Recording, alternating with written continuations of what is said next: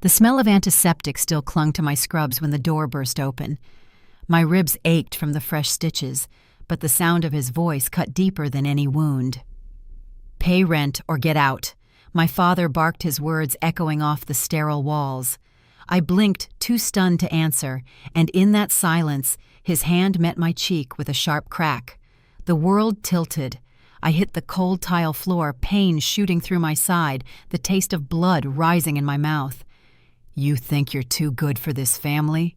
He sneered, towering over me like I was nothing. I remember the hum of the heart monitor beside me, steady and indifferent, as if even the machines had learned not to care. What he didn't know was that moment would be the last time I ever stayed silent. Before I go any further, let me know where you're listening from in the comments, and hit that like and subscribe button if you've ever had to start over after the people closest to you turned their backs. My name is Jessa Monroe, and I never planned to move back into my father's house. I had built a life on my own, a steady job at St. Vincent's, a little apartment with peeling paint, but a view of the park, and a promise to my daughter that she'd never see the kind of anger I grew up around. But when the clinic cut my hours and my landlord raised the rent, my savings vanished faster than I could breathe. I told myself it would be temporary, just a few months to get back on my feet. My dad said the same. Deep down, I knew better. Nothing with him ever came without a price tag. The spare room he offered was small, just enough space for a twin bed, a dresser missing a handle, and a window that rattled every time the wind picked up. The first night there, I tucked Danny in under a blanket that smelled faintly of mildew and told her it was only for a little while. She smiled, trusting me completely. I remember turning off the light and sitting on the edge of the bed, staring at the ceiling, listening to the pipes groan. Somewhere down the hall, my father was watching late-night television, laughing at something that wasn't funny. It had been 10 years since I'd lived under his roof, but the air still carried that same heaviness, like even breathing too loud could start a fight. At first he acted generous. He'd say things like, "You can stay here but chip in for groceries," or "You're using the Wi-Fi more than anyone, so you handle the bill." I paid quietly even when it meant skipping a dental appointment or a day off with Danny. It was easier than the arguments. Then came Eric. My younger brother still lived at home, though lived is too kind a word.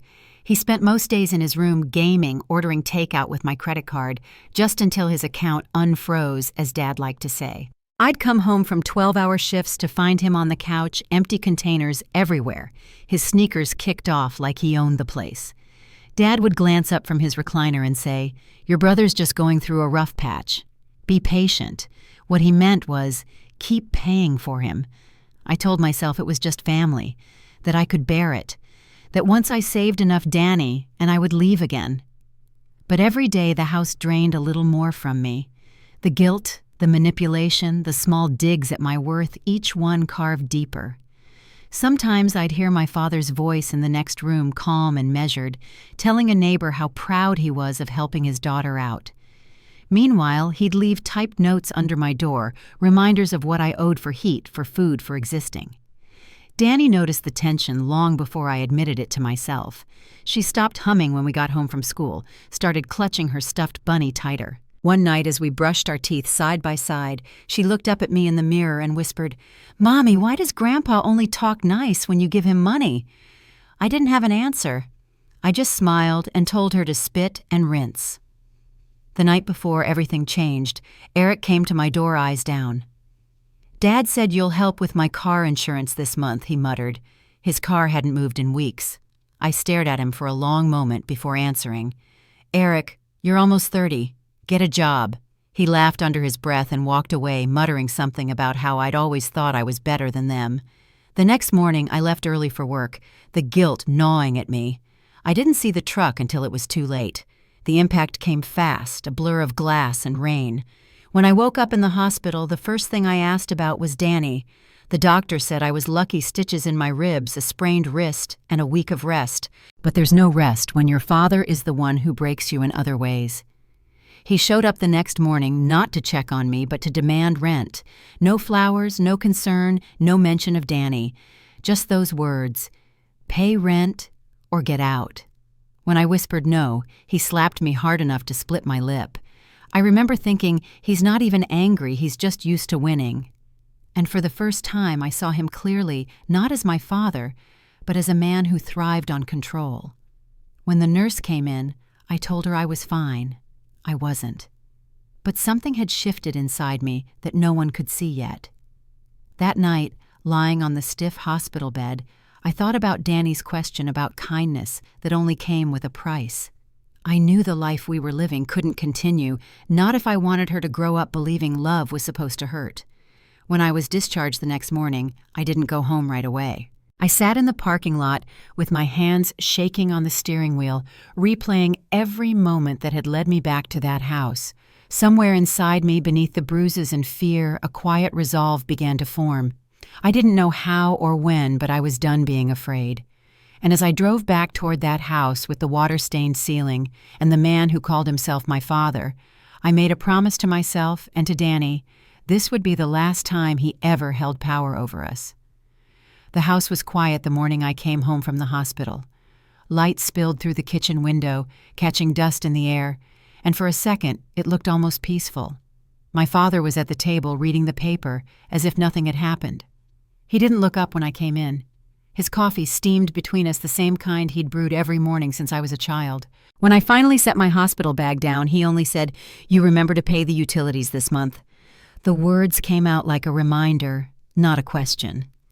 I answered softly that I had, though each breath sent a pulse of pain through my ribs. He nodded, took another sip, and went back to the paper. There was no mention of the slap, no acknowledgement of the bandage under my shirt, no concern about the bruises. Just another bill, another debt, another silence. That night I sat beside Danny's bed while she slept, her small hand curled around her stuffed bunny. The nightlight painted her face in soft gold, and I traced the faint scar on her cheek from a playground fall weeks earlier. She had healed without complaint while I still carried wounds that would never show on an X-ray. I tucked the blanket around her shoulders and listened to her steady breathing.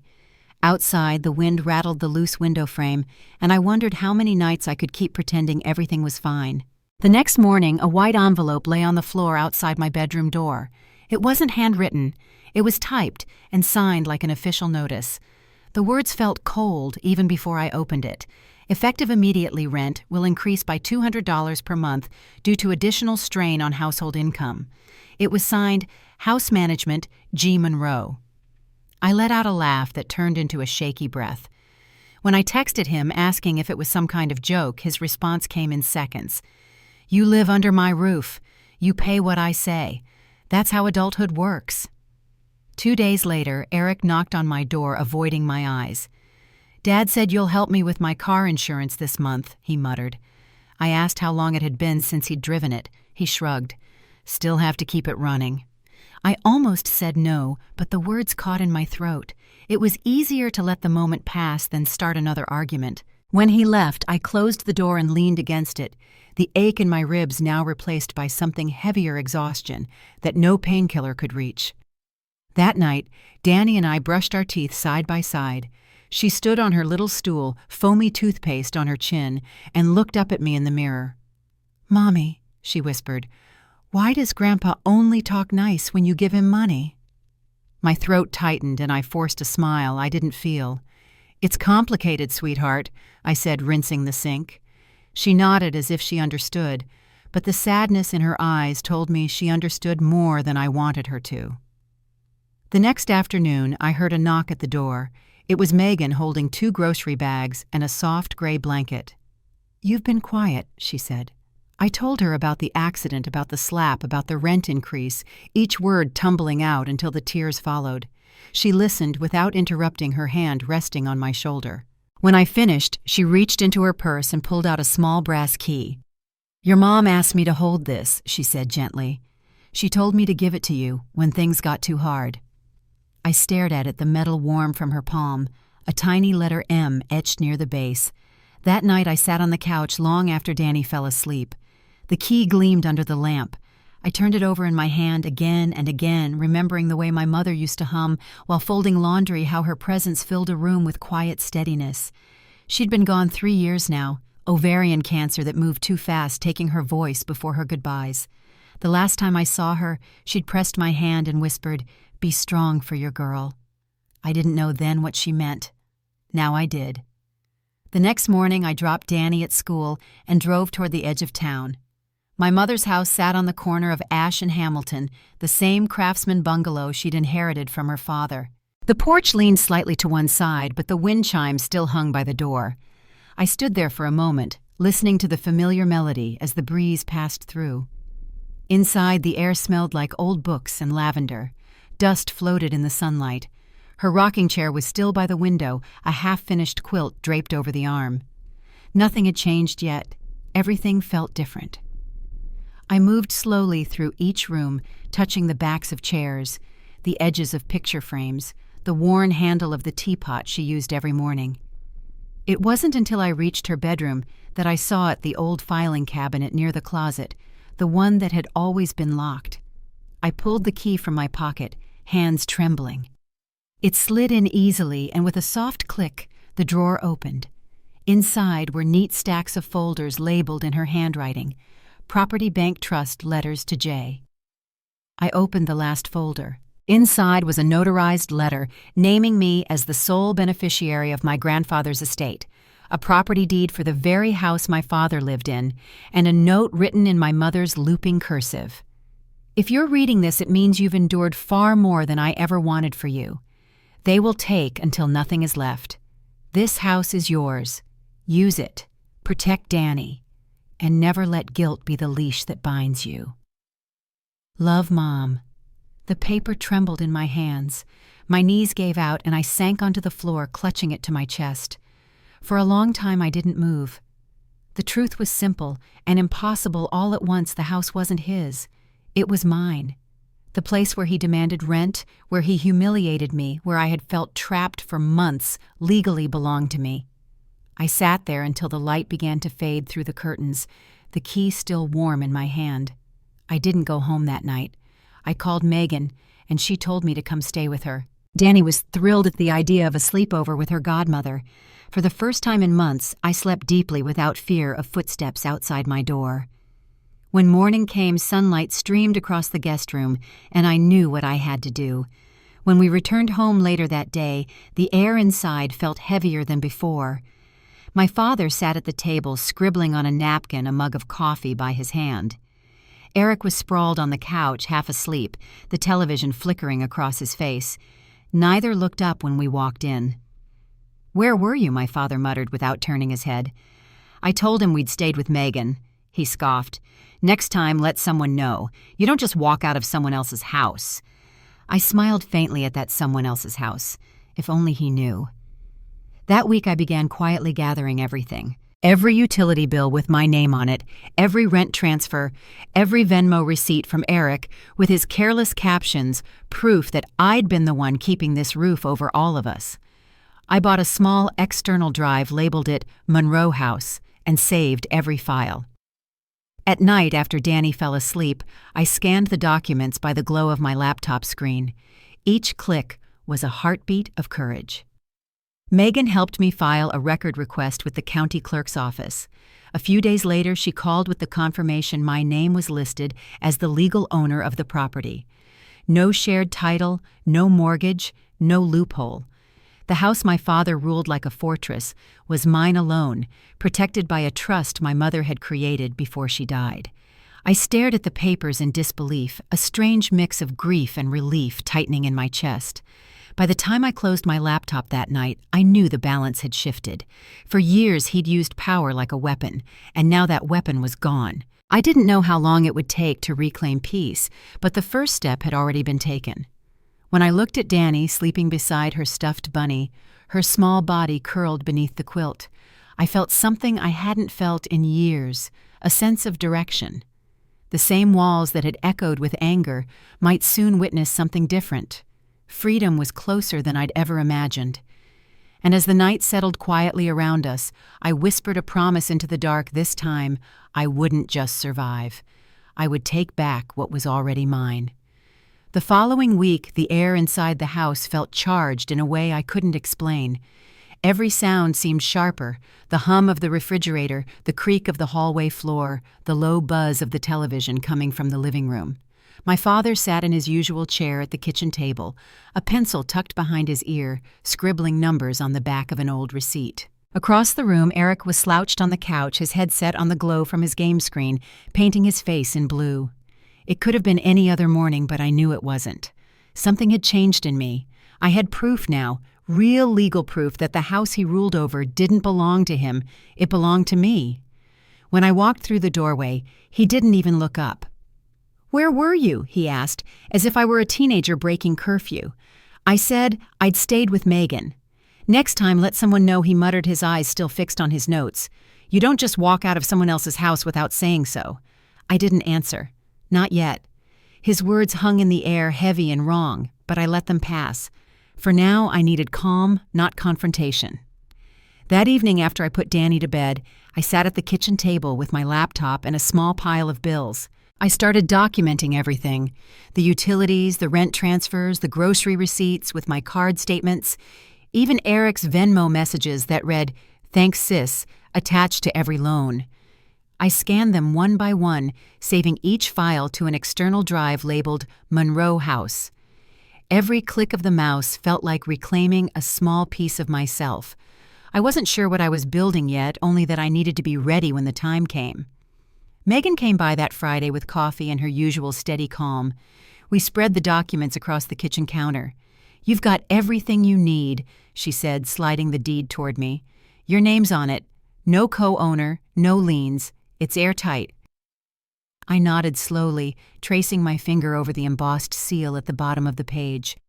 My mother's trust, her quiet plan to protect me and Danny, had survived every bit of my father's control. I realized then that she'd known this day would come. For a few days, I tried to move through the house like nothing had changed. But the more I kept quiet, the bolder they became. One evening I came home from a short shift at the clinic to find Danny sitting on her bed, her stuffed bunny clutched tight to her chest. "What's wrong, sweetheart?" I asked. Her eyes filled before she could speak. "Grandpa said if I keep leaving lights on, we might not have a place to stay." My stomach twisted. I sat beside her and brushed the hair from her forehead. "You don't need to worry about that," I said softly. "This is our home, and no one can take it away." She didn't answer, just curled into me, her small shoulders trembling. Later that night, after she fell asleep, I opened my phone and started recording. My voice sounded strange at first, too calm for what I was saying.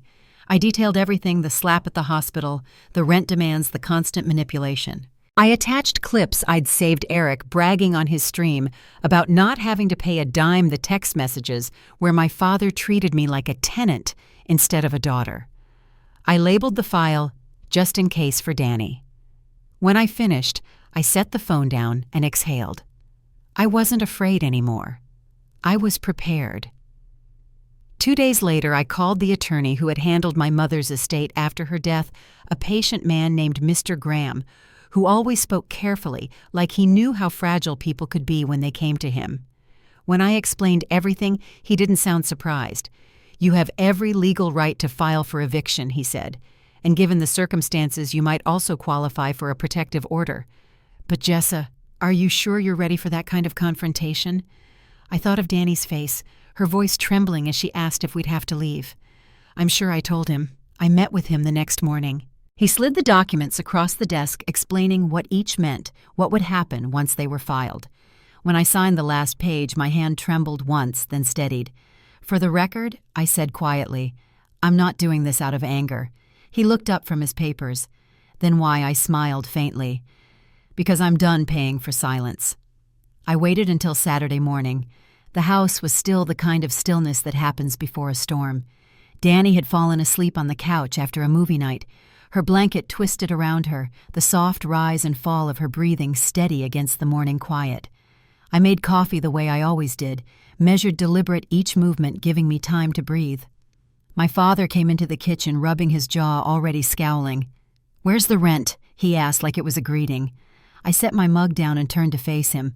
"I'm not paying rent anymore." He froze.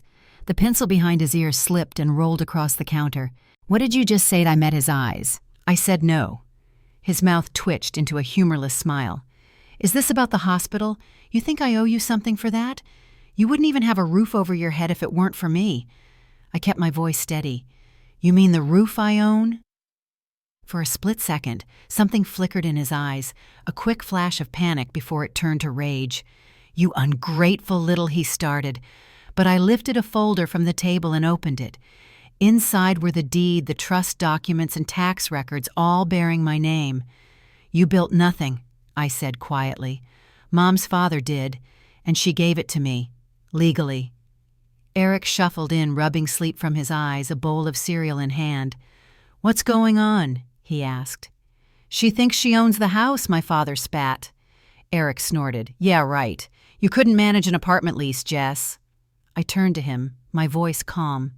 "The only reason you've had Wi-Fi, groceries, and electricity is because I paid for them. Every single month." His smirk faded. My father slammed his hand against the counter. "This is still my home. You don't get to take that from me." "It was never yours," I said. "Mom knew you'd try this, which is why she made sure you couldn't." Silence filled the room. For a moment he just stared at me, his chest heaving. Then his tone changed. "You're really going to kick your own family out?" His voice softened like he was trying to play the father again. After everything we've been through, I felt a strange calm settle over me. "I'm not evicting family," I said. "I'm evicting abuse." Eric laughed under his breath. "What, you think you're some kind of hero now, going to save your kid and ride into the sunset?" I smiled faintly. "No, I'm just putting the locks where they belong." The bowl in his hand flew before I saw it coming. It hit the floor milk, splattering across my shoes. Danny stirred on the couch, blinking awake. "Mom," she said, her voice small. I turned to her. "It's okay, sweetheart." She looked from me to her grandfather, then to her uncle, confusion clouding her face. "Are we leaving?" she asked softly. I crouched beside her, brushing a strand of hair from her cheek. "No baby," I said. "They are." I didn't wait for another argument. That afternoon, I drove to the courthouse and filed the eviction papers. When I left the building, I sat in the car for a long moment, watching the sunlight scatter across the windshield. My hands were steady now. There was no shaking, no doubt. It was done. 3 days later, the notice arrived, stamped, certified, and delivered by a county deputy. I wasn't home when it came. I was at Danny's school helping in the library. But when we returned that afternoon, it was taped to the front door, bright against the faded paint. Through the window, I could see my father standing in the living room, the paper clenched in his hand, Eric pacing like a trapped animal. "You think you can do this to us?" my father shouted as soon as I stepped inside. "After everything we've done for you." I met his eyes. "You mean after you slapped me in a hospital bed?" He threw the notice onto the table. "This is war." Eric crossed his arms beside him. "We're not going anywhere." I glanced at the calendar on the wall. "You have 30 days, I said quietly. "And you know it." He glared, but he didn't speak. The walls of that house had heard years of his shouting. That day, for the first time, they heard something else, his silence. Outside, the wind shifted, rustling the trees that lined the street. Somewhere in the distance, a dog barked, and I realized how long it had been since I'd noticed simple sounds like that. I looked at Danny standing beside me, her small hand clutching mine, and I knew we were already halfway free. The next morning, I woke up before the sun. For a long time, I just sat at the edge of the bed listening to the soft sound of Danny breathing in the next room. The air felt thick, like the whole house knew what was coming. Down the hall, I could hear the slow shuffle of my father's footsteps, his cough echoing faintly before the clink of a coffee cup hit the counter. It was the sound of habit, a rhythm that had ruled this house for decades. But that rhythm was about to end. When I walked into the kitchen, he was sitting in his usual spot, reading glasses perched on his nose, pretending to be calm. Eric stood near the sink, scrolling through his phone, a cereal bowl half full beside him. Neither looked up until I reached for my own mug. My father was the first to speak. "You think this is over?" His tone was low but sharp. I didn't respond right away. "You have 28 days left," I said, my voice steady. He laughed under his breath. "You really believe the law is on your side? You think a few papers make you better than your own family?" Eric set his phone down and crossed his arms. "You're making a mistake, Jess. Nobody's going to believe you. Dad's sick. He needs this house." I looked at him for a long moment. "Then he should have taken care of it when it was his to lose," I said quietly. My father slammed his mug down, coffee splashing across the table. "You ungrateful!" He stopped when he saw Danny's drawing on the refrigerator, two stick figures holding hands beside a small house, a sun overhead. For a second he went silent, his anger tripping over something he didn't understand. That afternoon I went to work at the clinic. When I came home, the mailbox was stuffed with flyers from the church up the street and two envelopes I didn't recognize. One was a bill. The other was from my father's attorney. I opened it at the kitchen counter, my heart steady, but my hands tense. Inside was a printed letter claiming I had no moral right to evict my father and brother, citing long-standing contributions to the household that didn't exist. There was no legal claim, just intimidation dressed in polite wording. I folded the paper neatly and slid it into a folder marked evidence. That night, our neighbor Val stopped me by the mailbox. Her lips were pressed tight, her eyes full of disapproval. "I heard you're throwing your poor father out," she said, her voice sharp as glass. "Man's been sick, you know. I don't know how you sleep at night." I blinked, too stunned to answer. "Who told you that?" I asked finally. She crossed her arms. "He did. Said you wouldn't even drive him to his doctor appointments." I took a slow breath. "Val, he's not sick. He's lying." She shook her head, the judgment already set. "You always were a cold one, Jessa." When I stepped inside, my father was sitting on the couch, a tissue in one hand, breathing in shallow gasps, as if rehearsing the part. "I told Val you'd help me," he said between exaggerated coughs. "Guess I was wrong." I watched him for a moment. The performance was flawless, the wheeze, the slump, the pitiful tone. He had learned long ago that sympathy was a powerful weapon. "You need to stop this," I said quietly. "It's over." His eyes narrowed. "You're not as strong as you think." Then he turned up the television, drowning out the sound of his own deceit. The next evening, someone knocked on the door. When I opened it, Leah from 3 houses down stood there holding her phone. Her face was pale, her hands shaking slightly. "Hey," she said softly. "I think you need to see this." She pressed play on the screen. It was shaky footage from a hospital security camera. My father's voice echoed through the tinny speakers, angry rising. Then the slap. Then me falling, the dull sound of my body hitting the floor, the monitor's alarm, Danny's small scream in the background. I hadn't realized she'd been there watching it happen. Leah's eyes glistened as she handed me the phone. "I worked part-time at the hospital," she said quietly. "They were wiping older footage last month. I sent this to myself before it disappeared. I didn't know when to give it to you." My throat tightened. "Thank you," I managed. She nodded. "If he tries anything else, you're not alone." When I closed the door, I leaned against it for a long time, the phone still in my hand. Danny sat at the kitchen table, coloring quietly, her hair falling over her face. I walked to her side and knelt down. "Sweetheart," I said, my voice barely above a whisper, "we're doing the right thing." She looked at me, then back at her drawing, 2 figures standing in front of a small house with a bright yellow sun above it. This time she smiled. The next few days passed like the slow turn of a key. I kept my routine steady work, dinner, bedtime stories, but underneath every moment was the hum of what was coming. The eviction date was set for Friday morning. Each sunrise brought us closer to that final break. On Thursday night, I packed Danny's overnight bag with a few clothes and her favorite pajamas, just in case things turned ugly. I placed it near the front door where I could grab it fast if needed. Then I set the flash drive Leah had given me inside an envelope labeled Deputy. At dawn, I woke to the sound of wind against the windows. Danny was still asleep, curled under her blanket, one arm wrapped around Bunny. I kissed her forehead and whispered, "Today's the day." Downstairs, my father was pacing the kitchen, muttering under his breath. When he saw the clipboard in my hand, he sneered. "You think the cops are going to make me leave my house?" I didn't answer. I didn't need to. At 9 o'clock sharp, a county deputy pulled up to the curb. He stepped out, uniform, crisp clipboard in hand. Leah stood on her porch across the street, arms crossed, phone ready. Val watched from behind her curtains, eyes wide. The deputy walked up the path, calm and professional. "Mr. Monroe," he said evenly, "this is a lawful eviction. You've been served notice. Today is the deadline." My father's voice rose like a storm. "You're letting her throw her father into the street. You should be arresting her for elder abuse." The deputy didn't flinch. "Sir, I have verified the documents. The property is legally owned by Ms. Monroe." Eric appeared behind him, disheveled hoodie, half-zipped anger written all over his face. "You're making a huge mistake, Jess. No one's going to believe you." I held up the flash drive. "They already do." I handed it to the deputy. He plugged it into his tablet and watched for a few moments, the slap, the fall, the scream. Then he nodded once. "That's more than enough."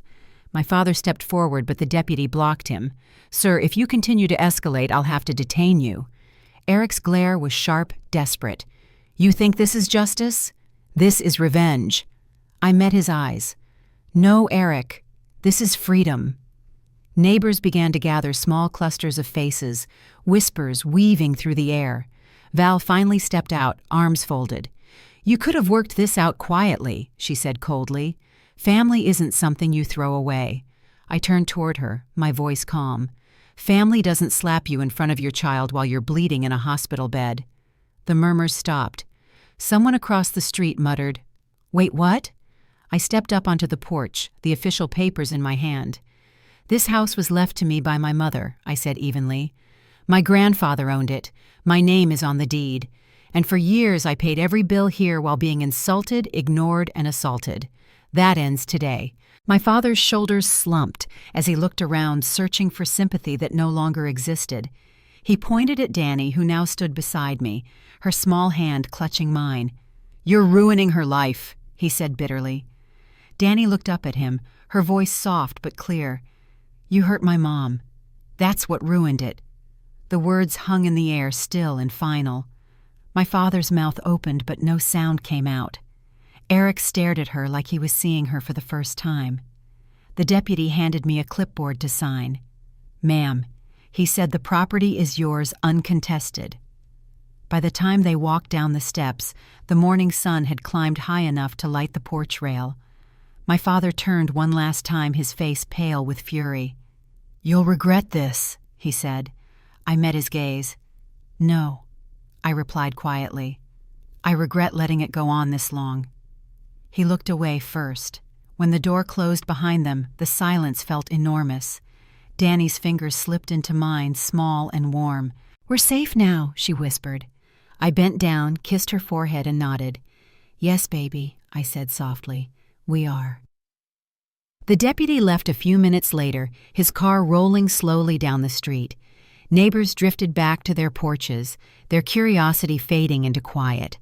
I locked the door and stood in the center of the living room, sunlight spilling across the floorboards. For the first time in years, the air inside felt still, not heavy, not hostile, just still. Outside, the wind shifted again, carrying the scent of cut grass through the open window. Danny wandered to the table and began drawing another picture, two figures in front of a small house, the same bright sun above them. Only this time, there was no one else in the background. When she was done, she held it up to me, smiling shyly. "It's just us now," she said. I nodded, my throat too tight to answer. The house stood quiet around us, waiting. The worst was over. But in the stillness, I knew a new beginning was just starting to take shape. For the next 2 weeks, the house sat in silence, the kind that settles after a storm has passed, but still hums with leftover tension. The echo of what happened that morning, my father shouting the deputy's calm voice, Danny's small but certain words seemed to cling to the walls.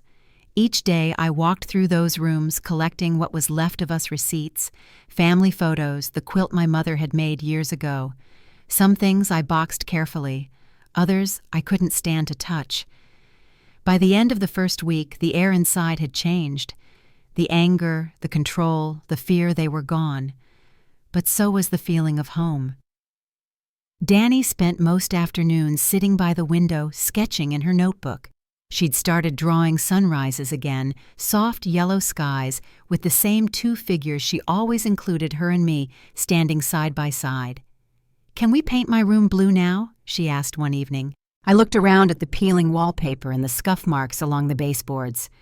"Not here," I said. "We'll find somewhere new." Her smile came slowly, like she wasn't sure she could believe it yet. The following Monday, I met with Mr. Graham at his office to finalize the property transfer. The legal process was simple, but the emotions behind it weren't. He handed me a set of keys and said, "The house is fully yours now. Clear title, no liens, no claims. You can do whatever you wish with it." I nodded, feeling the weight of those words. For a moment, I imagined keeping it, maybe turning it into something good, but every corner of that house carried memories I couldn't live with anymore. I put the house up for sale quietly without announcement or ceremony. Within 3 weeks, an older couple made an offer. They told me they wanted to restore it, plant roses out front, make it a place for family gatherings. The thought comforted me. When we signed the papers, I didn't feel loss. I felt release. Danny and I found a small rental cottage across town, a 2-bedroom with a tiny porch and a row of lavender bushes out front. It wasn't fancy, but it was ours.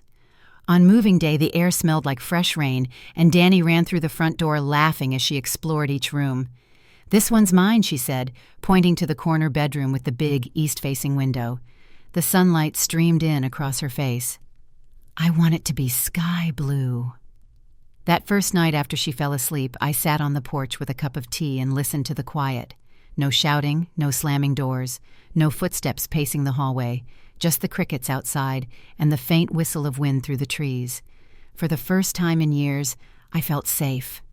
Megan came by the next evening carrying a pie and a box of mismatched mugs. "Housewarming gifts," she said with a smile. We unpacked boxes together while Danny painted her room with broad, uneven strokes of blue. By the time we finished, the walls looked like pieces of the morning sky. Megan poured 2 cups of coffee and leaned against the counter. "You're different," she said softly. "I feel like I can finally breathe when I'm here." I nodded. "So can I." The days slipped into a gentle rhythm. I went back to work part-time while Danny settled into her new school.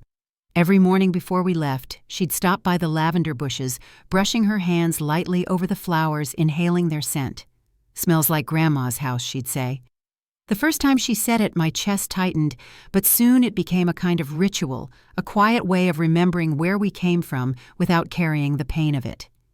In the evenings, I started therapy. The sessions weren't easy. The first few times I could barely get through a sentence without my voice breaking.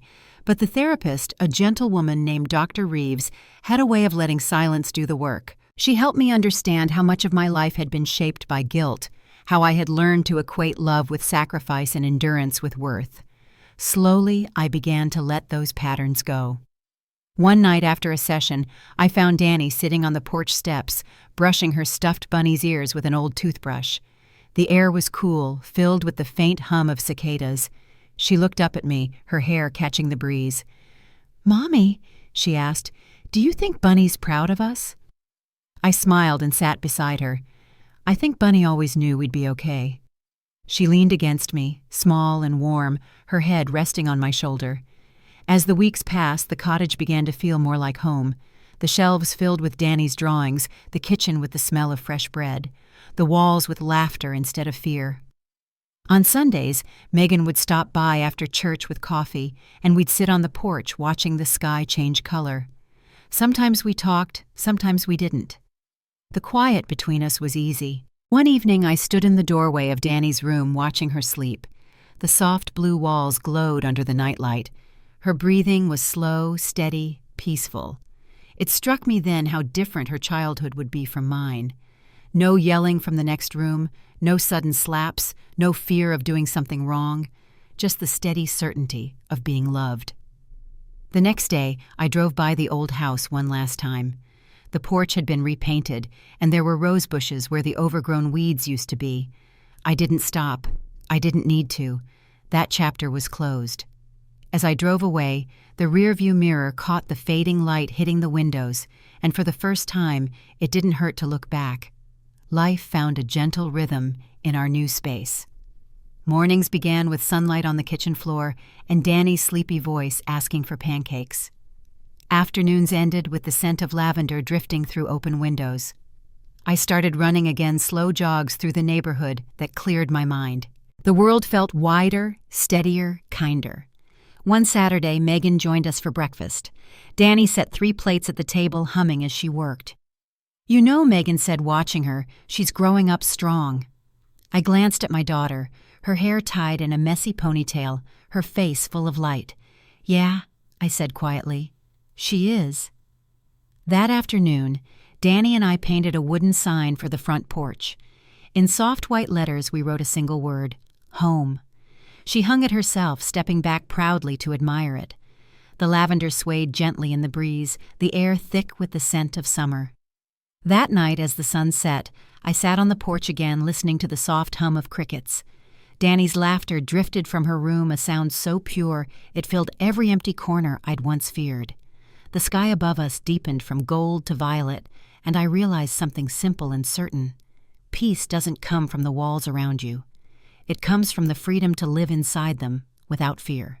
Inside, I turned off the lights and checked on Danny one last time. She was fast asleep, her stuffed bunny tucked beside her. I brushed a strand of hair from her face and whispered, "We did it, baby. We made it." Then I turned off the lamp and let the quiet fill the room. Outside, the stars were beginning to appear small and bright against the dark. The world felt open again, steady, forgiving, full of promise. I stood there for a while, just breathing. The life I had built was smaller than the one I'd once imagined, but it was mine. And for the first time in a long time, that was enough. Spring arrived quietly, softening the sharp edges of winter. The lavender outside our cottage bloomed early, its scent drifting through the open windows each morning. Danny's laughter had returned to fill the rooms light and steady, like music we hadn't heard in years. I kept working part-time at the clinic while finishing night courses to renew my nursing certification. Life was beginning to find a rhythm again, gentle but purposeful. Yet sometimes when the house fell silent after bedtime, I'd feel an ache deep inside, a space where old wounds still lived, waiting to be understood. Healing. I was learning wasn't a straight line. One morning in late April, I found a letter in the mailbox with my father's handwriting on the envelope. My stomach tightened. It had been 2 months since the eviction, 2 months of quiet that I'd almost mistaken for peace. I carried the letter inside, setting it on the table. The paper looked heavy the way regret does. For a long moment I just stared at it. When I finally opened it, the first line stopped me cold. I didn't know where else to go. He wrote that Eric had left town, that the house was sold, and he had no place to stay. He claimed his health was failing, and he needed my help. At the bottom he'd written, "You're still my daughter. Family doesn't give up on family." I folded the paper once, then twice before sliding it back into the envelope. The words felt familiar, rehearsed the same kind of plea that always came after harm had already been done. I didn't answer. That night I told Megan about it. She listened quietly, then asked, "Do you want to respond?" I shook my head. Not yet. She didn't push. She just reached across the table and gave my hand a small squeeze. "Then you don't have to," she said simply. It was the kind of permission I hadn't known I needed. The following week I received a call from an unfamiliar number while I was at work. The voice on the other end was a woman steady but cautious. "Ms. Monroe, this is Angela Carter from St. Luke's. Your father listed you as an emergency contact. He was admitted last night with pneumonia." The words settled slowly in the air. I thanked her, hung up, and sat in the staff break room staring at the wall. A part of me felt the old pull, the instinct to rush, to fix, to forgive. But another part of me stayed still. That evening, after putting Danny to bed, I drove to the hospital. The hallway lights buzzed softly, the smell of disinfectant thick in the air. When I reached his room, he was sleeping, his chest rising unevenly beneath the thin blanket. Time had changed him, his hair grayer, his face drawn, but the sight of him still carried the weight of every wound. I stood there for a long moment, unsure what to feel. When he stirred, his eyes flickered open. For a heartbeat, he looked startled to see me. "You came," he rasped. I nodded, not trusting my voice. "I heard you were sick," I said finally. He coughed, the sound rough and painful. "Guess life has a way of humbling a man," he muttered. Then after a pause, "I'm sorry." The words hung there, thin and brittle. I didn't rush to fill the silence. He looked down at his hands, fingers trembling slightly. "Eric's gone," he said quietly. Took what little money I had left. I don't even blame him. I wasn't a good father. He looked up at me, then eyes glassy with exhaustion. I just don't want to die alone. Something inside me softened, not into forgiveness, but into understanding. I pulled the chair closer and sat down. "You won't," I said gently. We didn't talk much after that. He drifted in and out of sleep, the room filled only with the sound of the monitor beeping softly. When I left that night, I stood by the door for a long moment before whispering, "Goodbye, Dad." He didn't wake. He passed away 2 days later. The hospital called early in the morning, and for a while I just sat on the porch, watching the sun climb over the rooftops. The world kept moving as it always does, even when yours slows to a crawl. I didn't cry right away. Grief for me didn't come as tears, it came as quiet. The funeral was small. A few old neighbors came along with a pastor who had known him from church years ago. I brought Danny, but kept her close. She held my hand the whole time, her fingers warm against mine. When it was over, I placed a single sprig of lavender on the casket. It was all I had to give him, and all he could carry with him now. After the burial, Megan and I took Danny out for ice cream. It felt strange to be sitting in the sunshine after such a heavy morning, but maybe that's what healing looks like, finding small moments of sweetness in between the losses. Danny licked her cone thoughtfully. "Grandpa's in heaven now?" she asked. I nodded. "I think so." She tilted her head. "Does that mean he can see us?" "Yes," I said, "but this time he can't hurt anyone anymore." That night, after Danny fell asleep, I opened my father's last letter again. I read it one final time before tearing it into small pieces and setting them in the sink. The paper curled and darkened as the match touched it, smoke rising in thin threads before fading into nothing. When the last ember went out, I felt a quiet release, a closing that words couldn't describe. The next morning, I drove out to the edge of town, where my mother's grave lay beneath a wide oak tree. The grass was damp with dew, the air crisp and clean. I knelt beside the headstone, tracing her name with my fingers. "It's done, Mom," I whispered. "You were right. They would have taken everything if I let them." For the first time in years, I didn't feel anger or sadness, just peace. On the drive home, the sky broke open into sunlight. The world looked softer somehow, like everything had been washed clean. When I pulled into the driveway, Danny was standing on the porch waving both arms. "Mom." I planted something she called out. I stepped out of the car and followed her to the garden. In the center, a small wooden stake marked a fresh patch of soil. "What's this?" I asked. "A tree," she said proudly, "so Grandma can have shade when she visits in the sky." I crouched beside her, brushing the dirt from her cheek. "That's perfect," I said. She smiled, sunlight catching her hair. For a moment, the world felt still again, the kind of stillness that holds hope instead of fear. As evening settled, we sat together on the porch, watching the first stars appear. The lavender swayed gently in the breeze, and somewhere down the street, a wind chime played a faint melody. Danny leaned against me, her voice barely a whisper. "We're going to be okay, right?" "Yes," I said softly. "We already are." Inside the house, the light from the living room spilled across the floor, warm and steady. It wasn't just a place to live anymore. It was the start of a life built on peace, truth, and the quiet strength we'd both earned. The summer after my father's passing came quietly.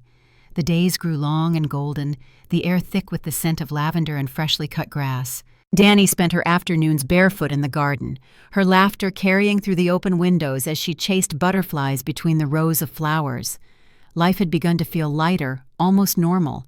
But grief has its own rhythm.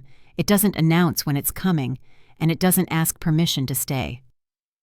Some mornings I'd wake before sunrise and sit on the porch with a cup of coffee, watching the world slowly wake. The sky would shift from gray to pink, and for a moment, everything would feel still. Those were the hours when the memories came, my mother's quiet strength, my father's voice from another lifetime, the long road that had brought me here. I wasn't angry anymore, but the echoes of that house, of everything it had cost, still lingered somewhere deep inside me. In June, Megan encouraged me to take a weekend off work and visit the coast. "You've been holding your breath for years," she said, pressing a brochure for a small beach town into my hand. "Maybe it's time you exhaled." The idea seemed impossible at first. Vacations had always felt like luxuries for other people, not something I allowed myself. But that Friday, I packed a small bag loaded Danny's favorite books, and we drove 4 hours east to the shoreline. The cottage we rented sat on a narrow bluff overlooking the ocean. The air smelled of salt and pine, and the steady sound of waves felt like medicine. Danny spent hours building sandcastles and running at the edge of the surf, her laughter mixing with the crash of the tide. Each night as the sun dipped below the horizon, we sat on the porch wrapped in blankets, listening to the low hum of the sea. For the first time in years, I didn't feel haunted by what had been lost. I felt grateful for what remained. On our second night there, Megan called. "How's the view?" she asked.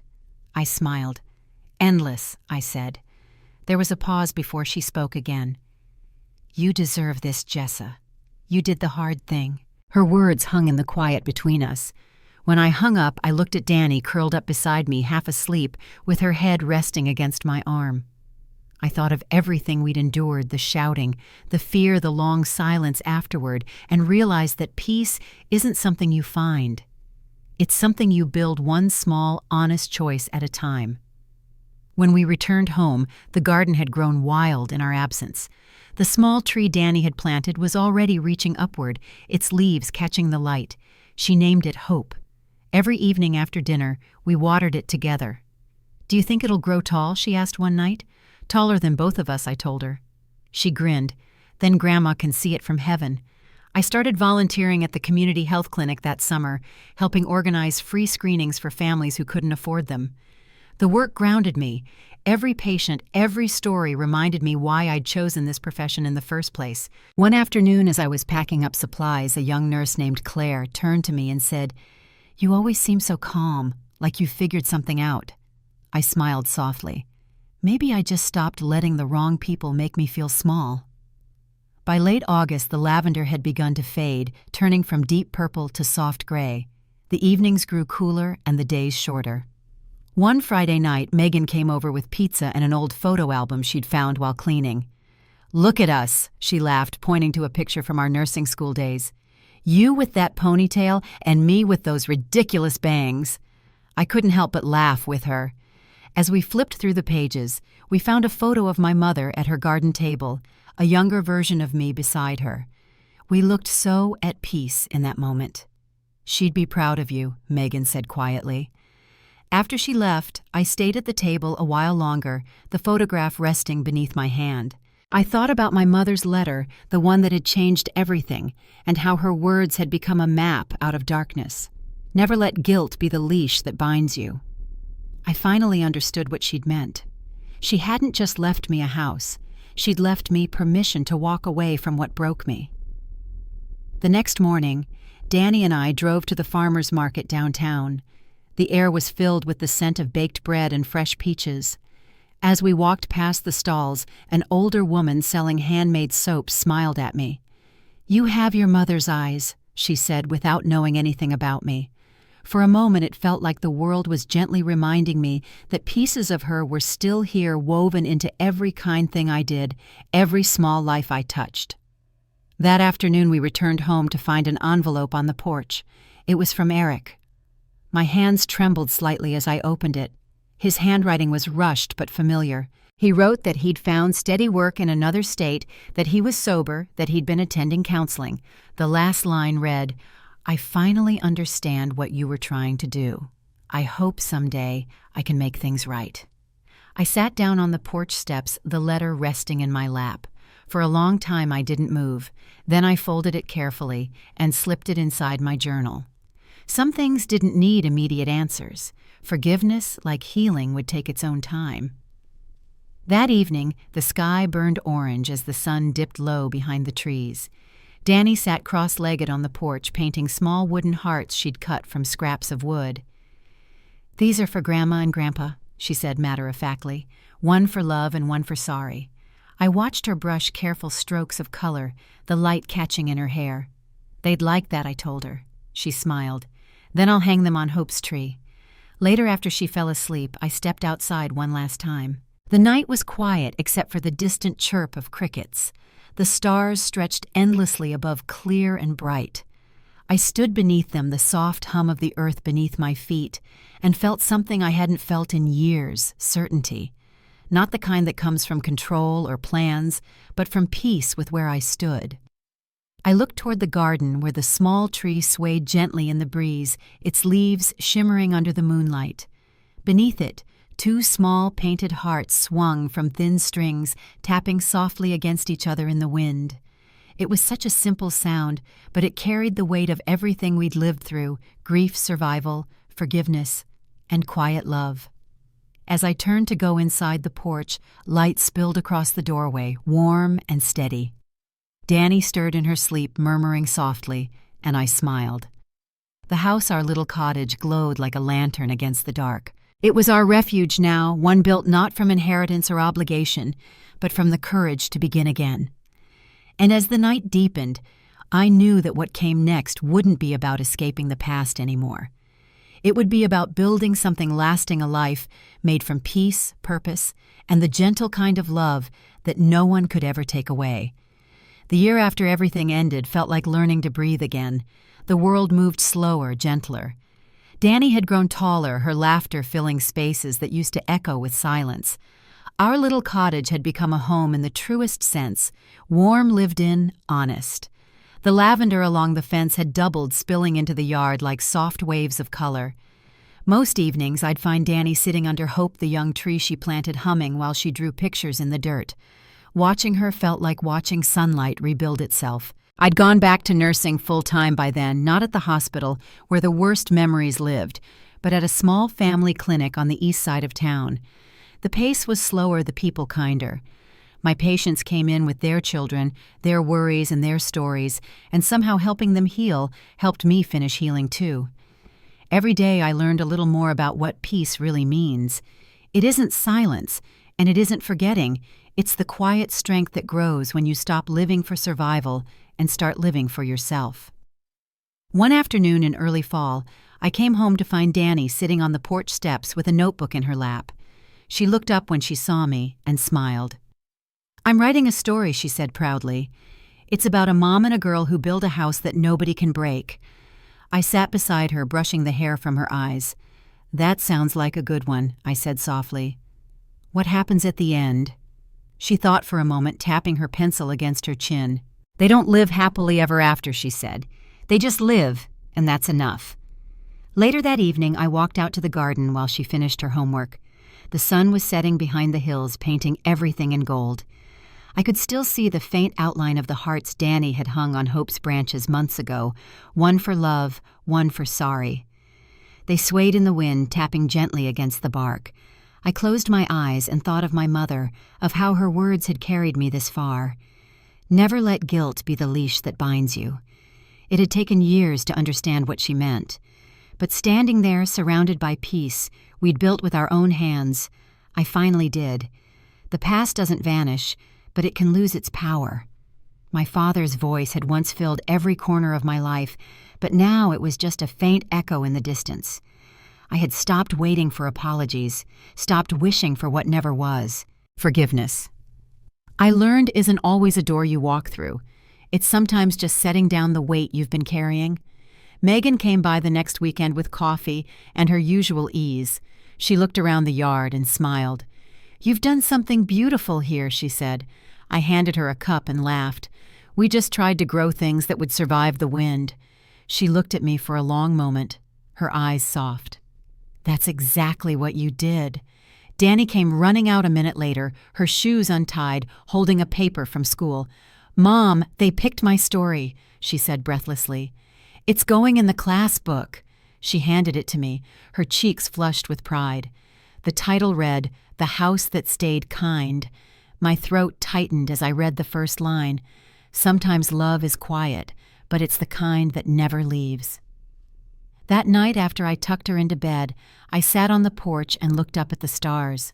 The sky stretched wide and endless the way it used to when I was a child, before life made me smaller.